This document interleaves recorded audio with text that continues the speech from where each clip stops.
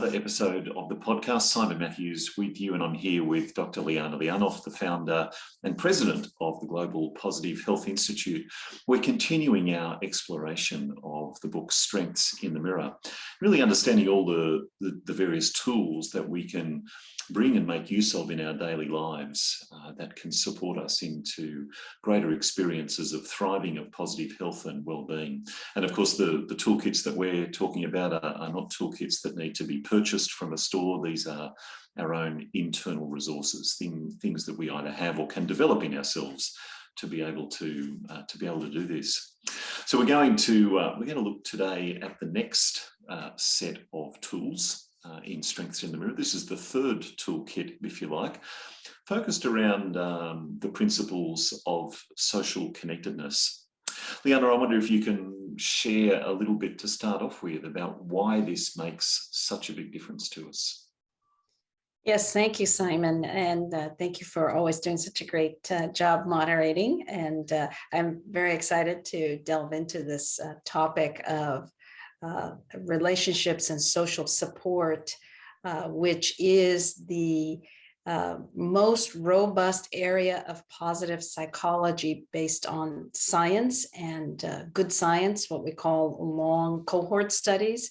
And it is really not only based on science, but based on really physiologically who we are as beings, that we are social beings. And so it is, again, the most robust part of positive psychology. And those of you in the audience that are familiar with the PERMA model for positive psychology, P for positive emotions, E for engagement, R for relationships, M for meaning, and A for accomplishment.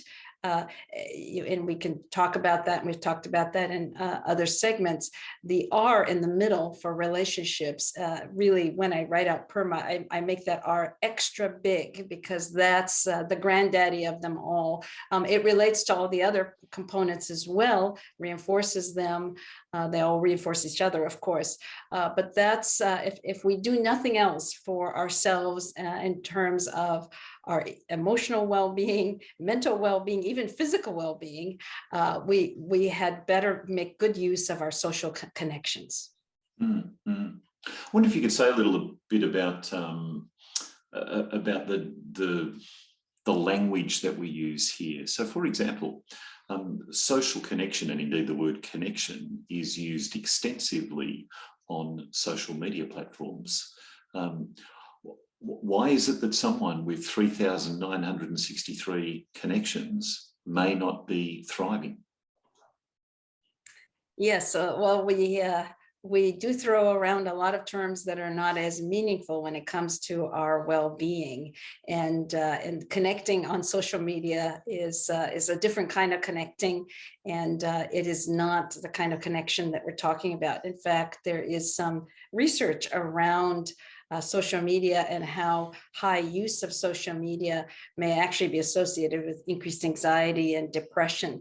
Of course, it depends on how it's used, and there are some conflicting studies. We need more research, but really, bottom line is, from a positive psychology perspective, when we're talking about social connection, relationships, we're ideally talking about in-person, one-on-one or in groups, where we're able to resonate physiologically off of each other. And in fact, Barbara Fredrickson, who's done some major work in this area, calls that positivity resonance. And ideally, that's going to happen face-to-face, in person, like not even the Zoom that we're recording this on. But then if we're not able to be physically together, then at least being able to visually see some of our facial expressions through a video format like this is the next best thing. The next would be phone, where at least we have that live, spontaneous audio portion of the connection. And then the least useful really is those text messages or postings that we tend to do on our social media. Mm-hmm, mm-hmm. So there's a clear hierarchy, if you like, of qualities of connectivity. Yeah, exactly. In terms of its physiologic impact on us. So it can promote our physical health, our mental health, and emotional health. We really need to be hanging out with our family, with our friends, or even having those authentic connections with strangers that we may run across throughout the day, out shopping or wherever we might be. We talked about some of those in the last episode, didn't we? The idea of just engaging with the cashier at the grocery store or the fruit store, talking to the person in the line when you're waiting to pick up your coffee. Exactly. If we can have hundreds of those micro moments of connectivity, we can derive potentially the same benefits that we would in spending some quality time with an intimate partner. So those who happen to not have an intimate partner or a family close by, if they're out and engaging in brief moments throughout the day, may derive physiologically the same benefits. And we're talking about just authentic, hello, how are you, thank you, that kind of thing. Yeah. Liana, I wonder whether you could share some of the tools from the connectedness toolkit. What are some other specific things that we can be doing? Well, we need to really think about how to regularly engage. And this particular one is so important and so vital that on a daily basis, we should have either, some people actually like a written plan, but certainly in our minds, who are we connecting with and for what reasons, and have that top of mind always. And another tool that I actually talk about in the book is that if we want to just step back and look at our social networks, our social supports, we might put together a little chart.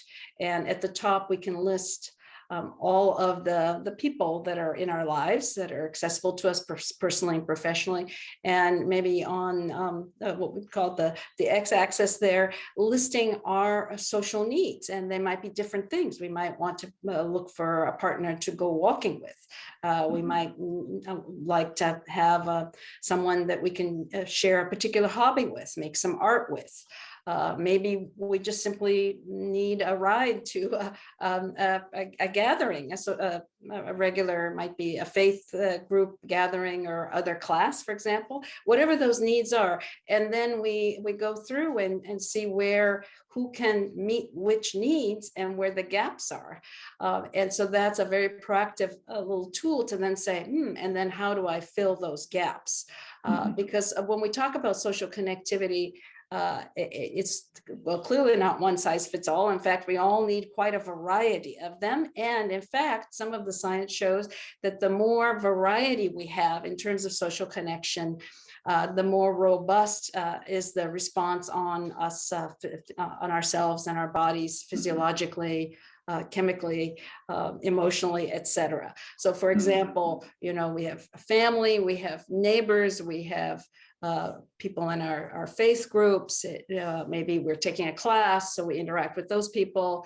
And maybe it is a once a month book club or something else. And the more of those we have, the better, up to about, I think it sort of starts to water down after about 7 or 8 different types of connections. We're not talking about numbers of connections, but types of connections. So that's something to strive for. And most people probably naturally have that, but if not, it's another tool in the box to be thinking about, okay, now how do I make the most of social connections in my life? I have my late mother's words ringing in my head at this moment. Don't put all your eggs in one basket. We need to connect ourselves with those needs that we have, recognise those internal needs, take an inventory, if you like, and then, in a focused way, consider how we might have those needs met. Yeah. And of course, oftentimes when we talk about relationships, people tend to think about their intimate partner, and that's a natural point of discussion that even your intimate partner can't be all things to you. And so even if you're not able to have a broad network, certainly don't look just to your partner for all of your social needs. Mm-hmm, mm-hmm. One of the things that's standing out to me, Liana, as we speak, is that to some extent number matters here. You know, we need an element of diversity, but it's really the quality within that number that's doing the work here. Quality relationships are important, and I'm glad you hit on that. So there can be relationships we have in our lives where we don't feel seen and we don't feel supported and we don't feel embraced, and that can actually have negative impacts on our well-being.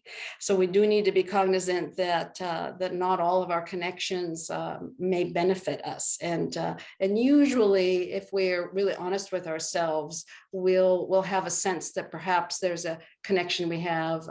A friend who maybe shouldn't no longer be a friend because maybe they put us down.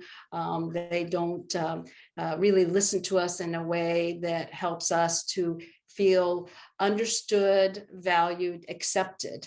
And so that the quality of those interactions is absolutely important. Mm, mm, mm. Liana, I wonder if you could talk a little more about the some of the research that's been done in this area. And I'm thinking of a particular research study, which I'm sure many health practitioners will be familiar with. But there are a number of other people who probably aren't familiar with this study. And it is, of course, the Harvard Development Study. I wonder if you could say a little bit about what we've learned from that over the years. I'm glad you brought up the Harvard Development Study. It's one of several long-term cohort studies. It's probably the longest one and the most robust, and certainly in social connection science, in positive psychology science, and possibly many realms of science, because it is so robust when it's following a group of men. Unfortunately, it's only men from Harvard and compared with Boston inner city boys for more than 8 decades, and collecting so much data over all those decades. And in fact, now many of those individuals have passed on, but they're following their children and possibly even their grandchildren. And they would bring, especially in the early on, they would bring them in and even do physiologic measurements, but certainly asking them about what's going on in their lives, good things, bad things, illnesses, marriages, divorces, all the things that one would think of that are in that soup milieu that contributes to our sense of happiness and well-being. And because it's such a robust study with looking at all of these variables, then it's able to control for what we call confounders, try and tease out, well, exactly, what is related to happiness, to physical health, to longevity. And lo and behold, with that statistical analysis, they were able to show that the single most important factor related to happiness and physical health and longevity is social connectivity. And also there's a little interesting nuance there that in our younger years, having more of those social connections we were just talking about earlier is important. In the middle years, it's important to have one solid, good connection, intimate connection. It doesn't have to be a marriage partner, a romantic partner, but someone you can really rely on, again, so that you're valued and seen, etc. And then in the later years, as we age, we need, again, more of a diversity of those social connections. And so they're still trying to tease out, the study is still ongoing. There are probably many more nuances that I'm not aware of, but I'm just so delighted to have such a good scientific study that shows, yep, relationships is really at the heart of our well-being. Mm-hmm. Liana, as you share that, my mind's going actually to a personal situation. I have 3 other friends, all male, and we have not met in person for, well, more than 2 years because of the pandemic, but we communicate on a messenger group, and none of us is completely connected to the others historically. So we some of us are more connected to others, and so on, and there are different those connections have come through different routes. And the group sprung up spontaneously as a result of one of us having to curtail his international travels as a result of the beginning of the pandemic. But in that 2 years, we were sharing this the other day as a group. In that 2 years, we have really what amounts now to a 2-year record of our interactions with each other, which would be I'm certain someone who studies social science and sociology would be fascinated by it. But it's a group in which we sometimes we share amusing things. Sometimes we share just what's going on in the day. What I'm doing now. Sometimes we share frustrations. Sometimes sadnesses. Sometimes fears. We're discussing world events in our group at the moment. Sometimes we convert it into a video call. So a lot of it will be chat, but sometimes we all get together on a video call and spend some time that way. But we all agree that over the last 2 years in particular, it's played such an important role in supporting all of us to really feel like we're not alone. That we're managing all the various situations in our lives, including the global situations, in the company of other people and in the company of people who matter to us. Yes, having a steady group is just so vital, and I highly recommend to anyone out there who doesn't have a group outside of their normal sort of family and friends, and it's never too late to start one. And so I have belonged to two. One that I belonged to for many, many years, probably between 2.5 decades now, that is mostly a group of female physicians. And so that's what drew us together. And we met in person once a month over those years. And then we transitioned to video calls during the pandemic, and it's been very much a lifeline. And then more recently, in the last couple of years, we started, a few of us who were involved in positive psychology and lifestyle medicine. And then again, like with your group, Simon, a few others who were connected through childhood friends, etc. We brought a new group together, and we do exactly what you do, various topics. We tend to at least have some a central theme for each of our gatherings, even though we can certainly update each other on what's going on with our lives and current events, but that adds a little extra structure, something more concrete to talk about. And then for a segment there, we actually were following along with the book with some exercises on wise aging.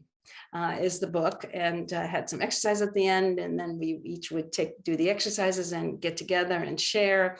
And there's just so many different ways to flex a group like that to support ourselves, and so I highly recommend that. Yeah, thanks, Liana. As you've been talking, you put me in mind now of another group that I'm part of that popped up in the same way as a result of the pandemic. We were a long-standing group of friends who used to get together face to face, but we transitioned to just having monthly video catch-ups about nothing in particular and everything in general, and it was just a way to maintain that connection through what was otherwise a challenging time. Yeah.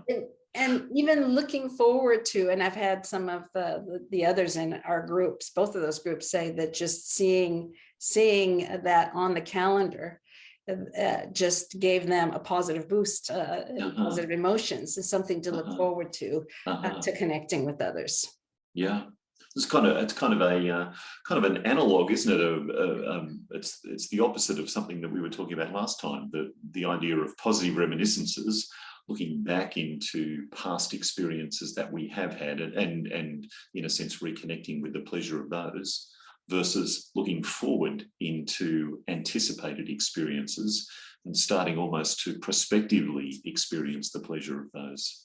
Yeah, it's called positive visioning. And of course, coaches do it with their clients, envisioning a new habit or a new version of themselves, and to help draw them in a positive way to something they desire.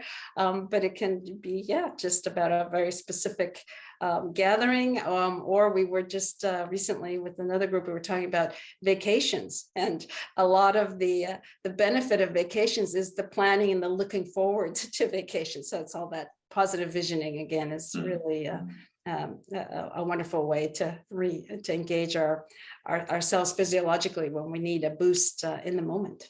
Yeah. I wonder, just as we wrap up, Liana, I wonder if you could say something about the importance of kind of naming this to ourselves. So I wonder, is there a difference between engaging in these relationships, but also sharing with the people with whom we have these relationships, the importance of them?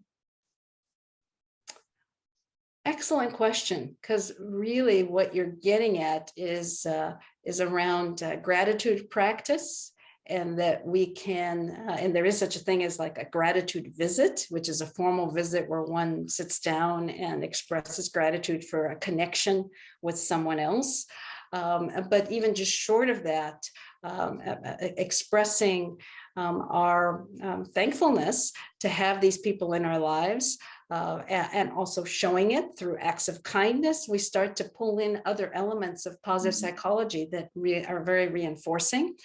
Meaning, expressing that having these kinds of relationships adds meaning to our lives is the other component, or pulling together and maybe looking to set goals together and accomplish things together. So notice how I'm going through elements of the PERMA model, and yeah, it's all of that can be pulled into social relationships, and is in fact, social relationships, I think, in a lot of ways, professionally or personally, when I social, is the glue to so much of the benefits within positive psychology.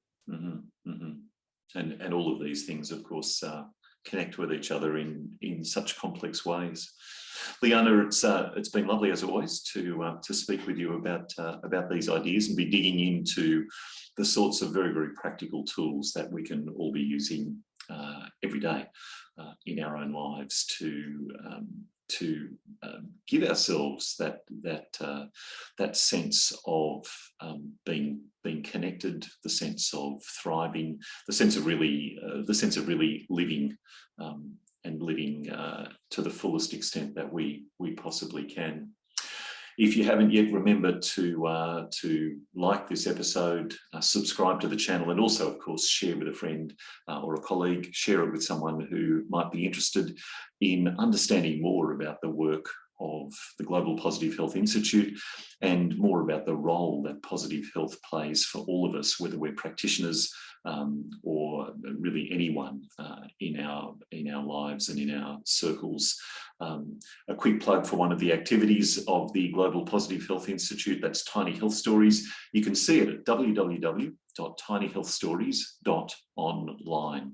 It's a curation of very short stories, 100 words or less, that speak to positive health, and I invite you to submit your own story and also to read some of those that are already there.